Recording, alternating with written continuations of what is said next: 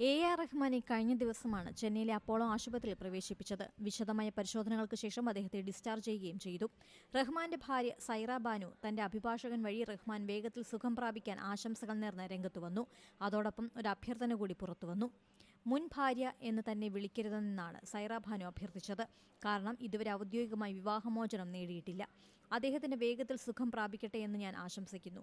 ഞങ്ങൾ ഔദ്യോഗികമായി വിവാഹമോചനം നേടിയിട്ടില്ല. ഞങ്ങൾ ഇപ്പോഴും ഭാര്യാഭർത്താക്കന്മാരാണെന്നും സൈറ പ്രതികരിച്ചു. ദയവായി മുൻ ഭാര്യ എന്ന് പറയരുത്. ഞങ്ങൾ വേർപിരിഞ്ഞു എന്ന് മാത്രമാണ്. പക്ഷേ എന്റെ പ്രാർത്ഥനകൾ എപ്പോഴും അദ്ദേഹത്തോടൊപ്പമുണ്ട്, സൈറ പറഞ്ഞു. അടുത്തിടെ സൈറ ബാനുവും ആരോഗ്യ പ്രശ്നങ്ങളെ തുടർന്ന് ചികിത്സയിലായിരുന്നു. ഈ ഘട്ടത്തിൽ പിന്തുണ നൽകിയ AR റഹ്മാന് സൈറ ബാനു പിന്നീട് നന്ദി അറിയിച്ചിരുന്നു. 1995-ലാണ് സംഗീതജ്ഞനായ AR റഹ്മാനും സൈറ ബാനു വിവാഹിതരായത്. കഴിഞ്ഞ നവംബറിലാണ് റഹ്മാനുമായുള്ള ബന്ധം വേർപിരിയുകയാണെന്ന് സൈറ ബാനു അറിയിച്ചത്. പിന്നാലെ വികാരനിർഭരമായ കുറിപ്പുമായി AR റഹ്മാനും ഇക്കാര്യം സ്ഥിരീകരിച്ചിരുന്നു.